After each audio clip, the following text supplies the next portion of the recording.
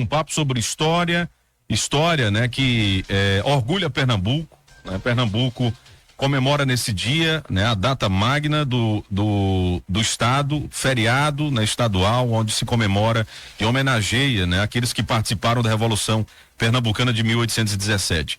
E eu vou dar as boas-vindas aqui ao Cristiano, né, ao nosso convidado, historiador, mestre em história, um grande conhecedor da história, inclusive nordestina, né, inclusive tem até um após aí que quem já tem curso de história faz, que é historiografia nordestina, né? E é bem interessante. Turma aberta agora. Muito bem, olha aí. Cristiano, meu querido, muito obrigado por ter aceito o convite de estar hoje aqui nesse feriado, de descansar um pouquinho para quem é professor, isso. Mas você gentilmente aceitou o convite para estar aqui compartilhando o seu conhecimento e, obviamente, mostrando para a população que ainda não tem conhecimento sobre essa revolta. Muitas pessoas dizem, é feriado de quê mesmo, né? E aí a primeira pergunta que eu faço para você é o seguinte: por que é tão esquecida, né, a Revolução Pernambucana, aonde surgiu a nossa bandeira, né? Surgiu nesse período a nossa atual bandeira, as cores, o formato, e as pessoas não conhecem o que de fato faz com que essa seja uma revolução também conhecida como a Revolução Esquecida, né? Ou a Revolta dos Padres, isso, a Revolução Maçônica, etc, etc. Veja, Tony, muito bom dia.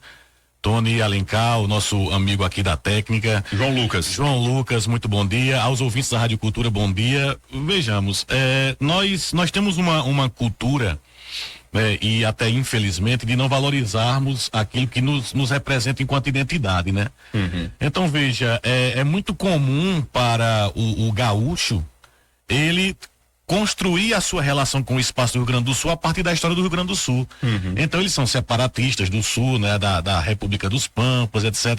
Pernambuco já é chamado vez ou outra de o Rio Grande do Sul, do Nordeste, os pernambucanos como os gaúchos do Nordeste, pelo fato de também terem liderado, organizado revoltas separatistas. Porém, no cotidiano nosso, a gente não vive essas datas, esses momentos, essa construção de identidade.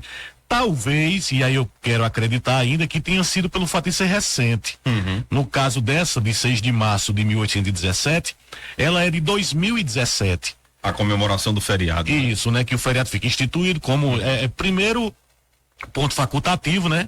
E aí depois feriado mesmo, enfim. Era o governo do Paulo Câmara, 2017. Então, 200 anos da Revolução Pernambucana, enfim. Mas no governo Eduardo Campos, eu lembro que houve uma eleição na internet sobre a data magna de Pernambuco, ou seja, a data mais importante de Pernambuco. Uhum. Eu lembro que na época eu até votei na insurreição pernambucana de 1654. Fui à internet, votei, mas venceu a Revolução de 1817. E aí depois, em 2017, como feriado, enfim. Então, por ser recente, eu imagino que ainda não houve o tempo de assimilação do público mais comum, né? Eu digo do ponto de vista do próprio cotidiano do estado de Pernambuco. Ainda se questiona muito, e por que esse feriado? E aí estamos aqui hoje para explicar, né? E é por isso que é importante também o que a imprensa faz. A Rádio Cultura hoje está de parabéns por explicar para a população que está ouvindo em casa o porquê desse feriado do estado. Muito bem. E para a gente então trazer o contexto histórico, né? Como foi que começou tudo isso? Por que Pernambuco se tornou então independente da coroa portuguesa que estava vindo, corrida, gosto de dizer assim, levou uma carreira de Napoleão Bonaparte e veio para o Brasil, né? Dom João VI. E Pernambuco teve essa coragem, né? Esses revolucionários tiveram a coragem de enfrentar um governo, né? Da província. Sim. E decretar então, passar uns de 74, 75. 74, 75, 76, isso. Tranquilo. Exatamente. Independente de Portugal, mas depois sucumbiram. Como foi que aconteceu tudo isso, professor? Vamos lá. Vamos primeiro pensar naquela perspectiva de algum indivíduo, alguma instituição, algum espaço, alguma província, seja lá o que for, em algum momento teve tudo ou teve muito. Uhum. Daqui a algum outro tempo não tem mais nada ou tem muito pouco.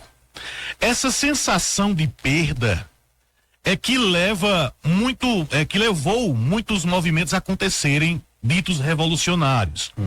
Essa própria revolução de 1817, ela não é uma revolução para os historiadores que analisam. Foi um movimento de revolta, né? Que acontece por parte da elite de Pernambuco se revoltando contra a administração portuguesa, tudo bem. Mas Pernambuco tinha sido, desde o início do período colonial, veja, o nosso período colonial propriamente dito, ele começa em 1534, né? Só que Pernambuco, desde 1516, já tinha o seu primeiro engenho de cana-de-açúcar ali no litoral. Então, o açúcar fez Pernambuco a capitania mais rica da colônia, a província mais rica da colônia, do Brasil, enfim. Só que, século XVIII, a gente dá um pulo, né, para agilizar. No século XVIII, a partir de 1754, os holandeses que tinham financiado muito açúcar em Pernambuco, eles foram expulsos pelos portugueses e levaram o que aprenderam aqui na colônia de cultivo de açúcar para as suas colônias nas Antilhas. Então aquela região ali da Jamaica, Cuba, a América Central, né? As Antilhas holandesas, elas começam a produzir o açúcar também, e Pernambuco, portanto o Brasil, a colônia, passa a viver, a partir de então, a sua primeira grande crise econômica, é a crise do açúcar. Já no final do século XVIII, início do século XIX, Pernambuco vive uma outra crise econômica, que é a crise do algodão. Pernambuco já foi também uma grande produtora de algodão, Serra Talhada foi uma grande produtora de algodão, o ramo de algodão está presente na bandeira de Serra Talhada, identificou muito a elite algodoeira da colônia de Pernambuco durante muito tempo. E no final do 18 para 19, os Estados Unidos produziam muito algodão lá nas suas colônias do Centro-Sul, e a Inglaterra produzia também nas suas colônias e vendia para a Europa muito algodão também. Então, por conta dessa concorrência na América, Estados Unidos e na Europa da Inglaterra, Pernambuco vive a sua segunda grande crise econômica, né? Então, que é a crise do algodão. Então você tem historicamente a crise do açúcar, que dava para a elite pernambucana aquele sentido: somos os mandantes da colônia, somos os mais ricos, os mais poderosos. É verdade. Os fazendeiros de Pernambuco, durante a maior parte do nosso período colonial, eles foram os mandatários da política da colônia. Eles dominavam o Brasil, né? É lógico que a administração, politicamente falando, estava em Salvador e depois no Rio de Janeiro, mas o centro econômico dessa colônia era Pernambuco. Só que aí vem a lógica que eu iniciei essa fala de hoje. Quando você tem tudo ou tem muito e de repente perde, passa a ter muito pouco ou nada, você tem que reagir de alguma forma. A coisa piorou para a elite pernambucana quando, em 1808, aí sim, fugindo do bloqueio continental de Napoleão Bonaparte, que foi lá instituído em 1806, né? 2 anos antes, foi declarado por Napoleão a proibição dos países europeus manterem, né, a relações comerciais com a Inglaterra. Então Portugal tinha a Inglaterra como grande parceiro, pagou para ver, continuou as suas relações com a Inglaterra, e Napoleão, comandante francês, ele vai cumprir a promessa, né? Ele cumpre a promessa e invade a Península Ibérica, invade Portugal. A corte portuguesa tem que fugir em 1808 para o Brasil, para a colônia. Inclusive isso até bancado pela própria Inglaterra, o parlamento britânico conduziu as negociações para que a corte portuguesa se dirigisse para a sua colônia mais próspera, que era o Brasil. Então eles vieram. Aí imagine isso para o ouvinte que está em casa realizar isso bem direitinho na sua cabeça. Imagine você ter uma estrutura colonial aqui já demarcada para as relações da colônia. De repente, numa cidade como o Rio de Janeiro, 15 mil pessoas chegam, de repente. É mais ou menos o número da corte que acompanhou Dom João VI. Então eles chegam no Rio de Janeiro e provocam um rebuliço no cotidiano. Por exemplo, no Rio de Janeiro acontece a revolta do frango nessa época. Porque tinha uma única empresa que fornecia o frango para a cidade, né, a carne de frango. E quando o Dom João VI chega, ele próprio gostava muito de frango, né? Ele determina, através de decreto, que aquela empresa só venda a partir de agora o frango para a corte, para os membros da corte. A população do Rio de Janeiro se revolta. Então, isso gera muitos incômodos no Brasil. É a gota d'água para os pernambucanos. Porque os pernambucanos já vinham. Aí veja, de novo, refazendo. Crise do açúcar, crise do algodão. 1806 para 7 E depois, em 15 e 16, nós tivemos 2 grandes secas nessa época. Né? E geralmente aqui pro Nordeste a gente tem isso, né? A cada 10 anos uma grande seca. Isso, uma grande seca. Então, pior ainda mais, porque os produtos aumentam de preço e a elite pernambucana agora vai ter que pagar, né, esse ônus pelo fato da corte estar no Rio de Janeiro. Você tem que estruturar a corte ali, você tem que pagar o luxo da corte, as festividades da corte e o cotidiano da corte. Então, Dom João VI aumenta os impostos no Brasil para poder bancar essa corte no Rio de Janeiro. Para a elite de Pernambuco foi a gota d'água, não dá mais, e aí eles vão começar os movimentos para o que foi chamado de Revolução de 1817. O início está aí. Exatamente. Então, olha como é, gente, como é que começa tudo. Uma coisa que, pra gente também deixar claro, que eu já percebi, é de que nós tínhamos em Pernambuco uma grande incidência das ideias iluministas. Sim. Do século XVIII. O movimento de liberdade, igualdade, fraternidade, berço da Revolução Francesa. E a gente tinha muitas pessoas. Não tínhamos universidade naquela época aqui em Pernambuco, e dificilmente no Brasil tinha. Nós só veio ver depois, né? E aí nós tínhamos o Seminário de Olinda. Aqui. Foi criado aqui também o Areópago de Itambé, que era aos moldes de como fosse uma loja maçônica. E aí outra coisa também, há muitos que iam de Pernambuco para Portugal, para a Universidade de Coimbra, né? Foi um berço muito dessas ideias. E aí o que eu percebo, professor Cristiano, é o seguinte, é de que as ideias iluministas também foram um fator, assim, sim, de vamos dizer assim, de fazer com que eles pudessem tratar de uma revolução, claro, sem a coroa saber, porque obviamente já ia atacar, né? Para poder acabar com qualquer tipo de revolta. Enfim, mas eu vejo que isso contribuiu também, né? Um movimento organizado com ideias, né? Perfeitamente. É até importante falar isso, porque são ideias que começam a se espalhar pelo mundo, né? E, claro, pela Europa de forma mais evidente, porque até hoje nós não conseguimos bancar ao certo se as ideias iluministas têm origem na Inglaterra ou na França. Pelo fato de que estudantes franceses estudavam em Londres. E ingleses estudavam em Paris. Então existia, ainda que da rivalidade entre franceses e ingleses, existia essa troca, né, de pensamentos, enfim. Só que a elite colonial brasileira era muito comum que eles enviassem seus filhos também para estudar na Europa. Então você veja o choque que você tem aí. Você tem uma elite de Pernambuco, o próprio Domingos José Martins, que foi um dos líderes da Revolução Pernambucana. Ele era um comerciante em Recife e havia estudado a sua vida toda em Londres. Estudou na Inglaterra. Então veja o que é você estudar numa Europa, você pessoalmente ou um filho seu, alguém da sua família, você como um grande fazendeiro no litoral pernambucano, e essa pessoa está lá na Europa escutando e conversando sobre liberdade, igualdade e fraternidade. Aí você vem para uma colônia aqui, sistema de monocultura destinado ao mercado externo, trabalho escravo, né? Ou seja, aquela noção de atraso total. Então as ideias já estão postas nesse espaço que é de elite, que teve acesso a essas ideias lá na Europa. Tá faltando só o estopim para alguma coisa acontecer.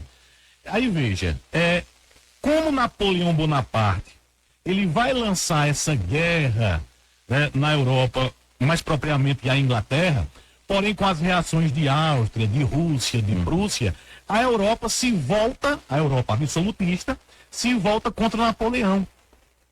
E ele acaba sendo o grande símbolo de espalhar, de difundir as ideias de liberdade, igualdade e fraternidade, sendo, portanto, que a burguesia francesa vai se apropriar desses ideais. E, para que todo mundo entenda, vai dizer que é dela.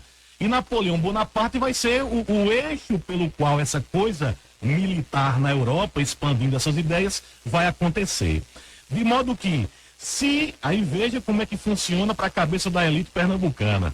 Se Napoleão Bonaparte era esse símbolo na Europa, de difusão de ideias de liberdade, igualdade e fraternidade, a própria corte portuguesa, fugindo para o Brasil, está fugindo de Napoleão, portanto, fugindo disso.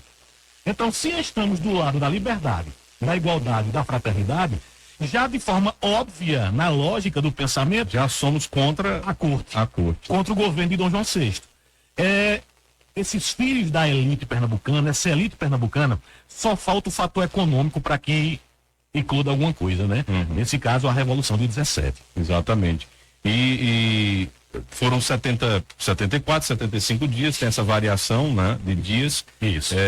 De que o Pernambuco ficou independente da corte, mas houve uma ofensiva. E eu queria também, Cristiano, que você pudesse falar para a gente, também conhecida como a Revolução dos Padres, né? Frei Caneca, Padre Miguelinho. Exatamente. Acho que é o João Ribeiro, né? Padre João Ribeiro, que é um dos líderes do movimento. Sim. Então, assim, foram catalogados, se não falha a memória, 67 a 70 padres. Isso. Clérigos, né? Que participaram desse movimento. Então, olha como é que a gente pode, né, perceber como foi diferente esse movimento em Pernambuco e com a participação desses religiosos, né? Veja, por que isso? Porque os padres, eles eram, veja, o Seminário de Olinda é um exemplo disso, nós podemos chamá-los naquele período, de elite intelectual da colônia. Então você tinha uma elite econômica, né? E você tinha essa elite intelectual. Por eles serem seminaristas, padres, então se exigia para o período muita intelectualidade dessas lideranças religiosas. Muito acesso à filosofia. Filosofia, exatamente. Eles estudaram na Europa, né? Eram padres que vinham da Itália, vinham da Espanha, etc. Então, eles viveram num espaço em que essas ideias ferviam. Então, eles já estavam influenciados pela própria formação deles mesmos, por essas ideias de liberdade, igualdade e fraternidade, que na Europa ficou sendo chamado de iluminismo. Então, como também, aí vem outra questão, como esses líderes aqui de Pernambuco eram muitos maçons também, a maçonaria moderna tem essa origem na França, nessa França que se apropria de liberdade, igualdade e fraternidade, então tudo se encaixava para uma intelectualidade colonial ser iluminista, que eram, nesse caso, os padres, os maçons. Então, tanto a maçonaria como os padres, a igreja, portanto, eles vão ser de extrema importância para os acontecimentos que vão demarcar esse 6 de março de 1817. De modo que, quando o governador da província de Pernambuco, o Caetano Pinto, ele foi deposto, ele foi deposto por uma das lideranças que ficou conhecida como o Leão Coroado, né? O Leão Coroado, que é o José de Barros Lima. Ou seja, isso é interessante porque leva para uma questão pessoal algo que deveria ser de um grupo econômico da província. O que é que vai acontecer? O José de Barros Lima, o Leão Coroado, ele se torna o líder da Revolução Pernambucana por iniciativa dele direcionada para o brigadeiro, né? Que ele vai matar, inclusive, que é o brigadeiro Barbosa de Castro. Isso, descobrem aí que há um movimento, né, para tomar a província de Pernambuco e o governador da época... O governador de Pernambuco era o Caetano Pinto. Isso. Só que você tinha o militar que fazia o comando das tropas portuguesas na colônia, era o brigadeiro Barbosa de Castro. Na deposição de Caetano Pinto, ele foge de barco pelo rio Capibaribe e vai lá pro Forte do Brum. O Forte do Brum tá lá no Recife, né? Pode ser visitado pelos turistas.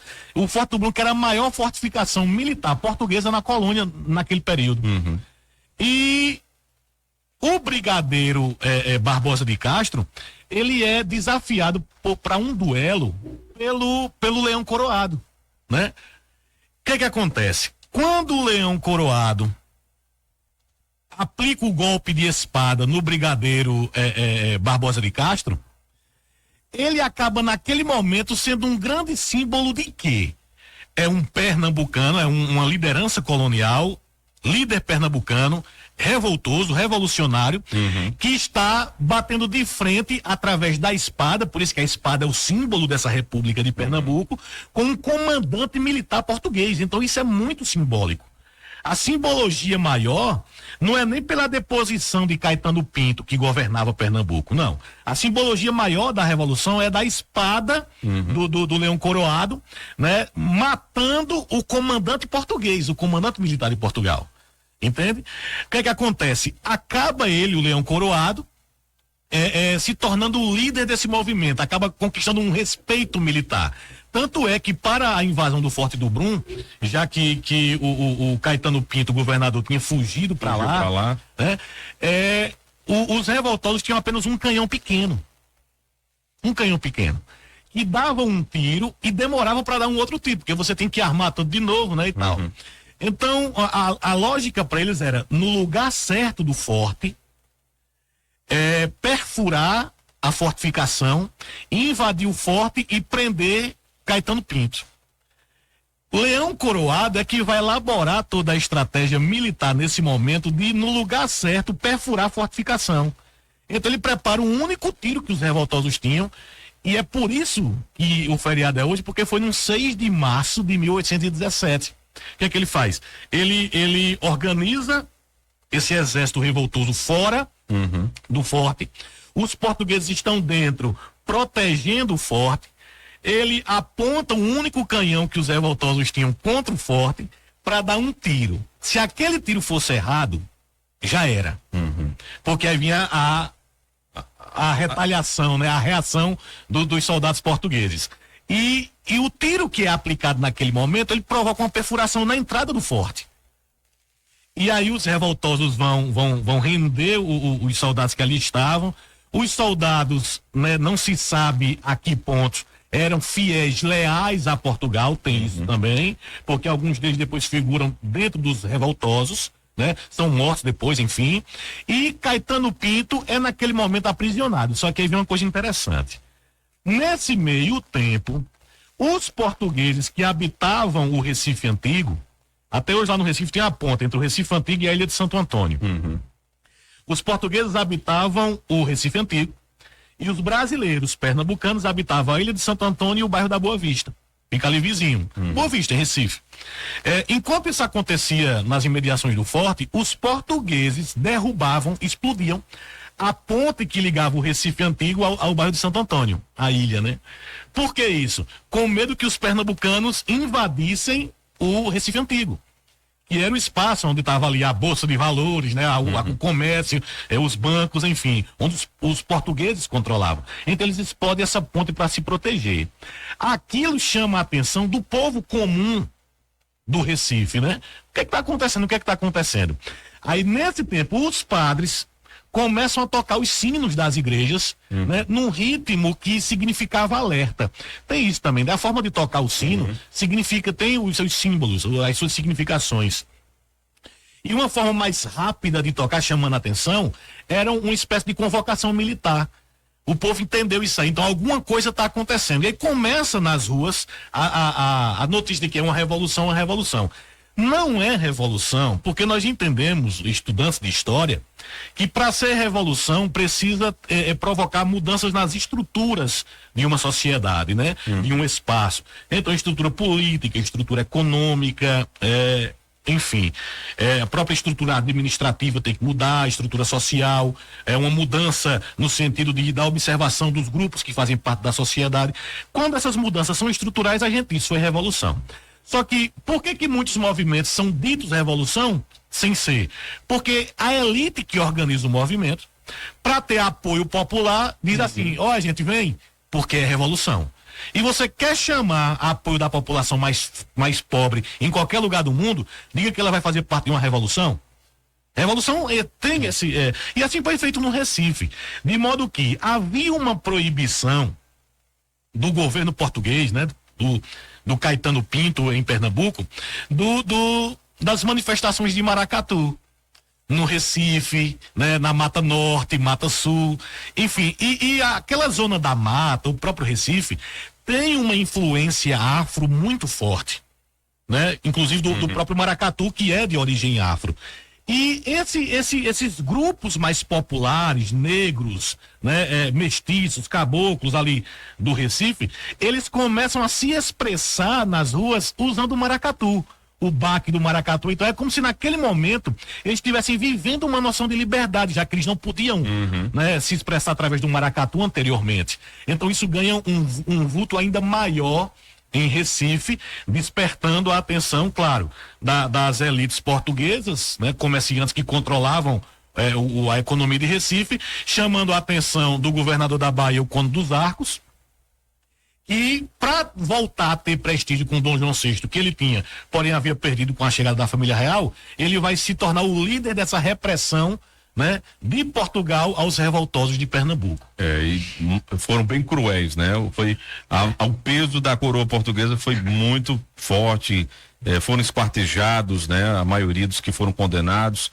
outros foram presos, depois condenados, né? Fuzilados em praça pública. Realmente a mão, né? O braço do governo de Portugal, né? Da coroa portuguesa foi muito, muito forte. Para a gente fechar aqui, que a aula foi tão boa que passou o tempo, a gente já é meio-dia, a gente tem outras entrevistas aqui para conduzir, mas, professor, o que de lição fica, então, para os dias atuais, né? Um movimento como esse, o que, além, claro, obviamente, foi tratado de liberdade de imprensa, né, no governo provisório, que era a primeira vez que se falava sobre isso, sobre outras coisas também, questão de impostos, mas o legado para os dias de hoje, né? Que a gente pode seguir e ter, vamos dizer assim, um orgulho, né? Do movimento que aconteceu no estado. O que é que a gente pode tirar de lição? Essa é a palavra correta para os dias de hoje. Eu vou definir isso numa frase, Tony. A lição da Revolução Pernambucana de 1817 é de que liberdade custa caro. A gente pensa muito, por exemplo, para ter o avião, pessoas tiveram que morrer fazendo exercícios de voar, então caíram, morreram, pais. Hoje a gente tem um avião, tem espaçonave, pode ir para o espaço. Cada tecnologia, pessoas colocaram a vida em risco e muitos morreram para que existissem as renovações tecnológicas. Só que existem tecnologias da vida, do cotidiano, da nossa vivência no dia a dia, que também devem figurar na mesma proporção, no mesmo sentido. Então, a grande tecnologia do cotidiano humano, se é que os ouvintes me entendem, são as noções de liberdade.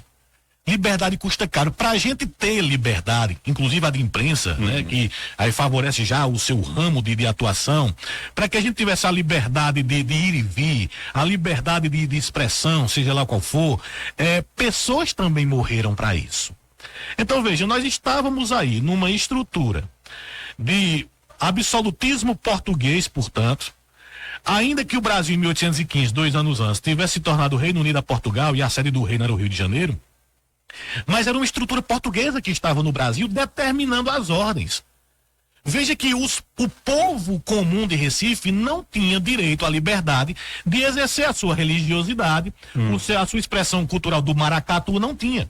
Foi no dia 6 de março de 1817, com a ponte entre o Recife Antigo e a Ilha de Santo Antônio implodida, com o Forte do Bru invadido, que aquelas populações começaram a sentir a liberdade de se expressar nas ruas de Recife, através do maracatu. Então, você vê que, para que a gente viva essa liberdade que a gente tem hoje, eu digo a humanidade como um todo, pessoas morreram no mundo inteiro. Cada um lutando do seu modo, de acordo com as estruturas do espaço em questão. Vejo um outro grande líder de 1817 em Pernambuco foi o Cruz Cabugá. Cruz Cabugá, reconhecido pelos Estados Unidos como embaixador, né, desse Pernambuco. E foi ele conseguiu até empréstimo, né? Para armamento, né? Armamentos e tudo, acabou não dando tempo para isso, porque os revoltados conseguiram ali declarar uma autonomia, uma independência durante 74 dias. Então não houve tempo, mas ele chegou a viajar para os Estados Unidos, levou o que hoje se aproxima a 12 milhões de dólares. Né? Ou seja, era muito dinheiro que seria, né, investido nessa liberdade de Pernambuco. Ou seja, liberdade custa caro, não monetariamente falando, mas de vidas que se perdem. Lideranças morreram, outras foram presas, receberam algumas punições mais leves, dependendo do grau de importância para a sociedade, mas anos depois, em 1824, estavam todos juntos de novo na Confederação do Equador. Então é Pernambuco ali pulsando, no século XIX, a vontade de não ser brasileiro, mas ser pernambucano. De verdade. E aí, eu nessas pesquisas, né? eu já tinha feito a árvore genealógica de minha família, da parte de Alencar, e aí descubro uma parente, né? Bárbara Alencar. Bárbara Pereira de Alencar. Verdade. Inclusive, primeira presa política, né, de Pernambuco, do Brasil. Ali no Crato, né? Exatamente. Lutou também na Revolução, os filhos, Tristão Gonçalves, José Martiniano, da família Alencar também. Ela financiou, mandou dinheiro para os revoltosos. Exatamente. Então, olha aí, descobri que tem um parentesco dentro também. É verdade. Professor Cristiano, muito obrigado, né, por essa aula de história. Tenho certeza que muita gente aprendeu hoje, né, do que se trata a Revolução Pernambucana, o que se deu naquele período, por isso que hoje há essa comemoração toda, né? E acho que essa frase que você terminou é a lição que fica, né? Liberdade custa caro. Pois é. Obrigado, viu, mais uma vez. Nós que agradecemos e sempre que precisar, mande as ordens. Muito bem.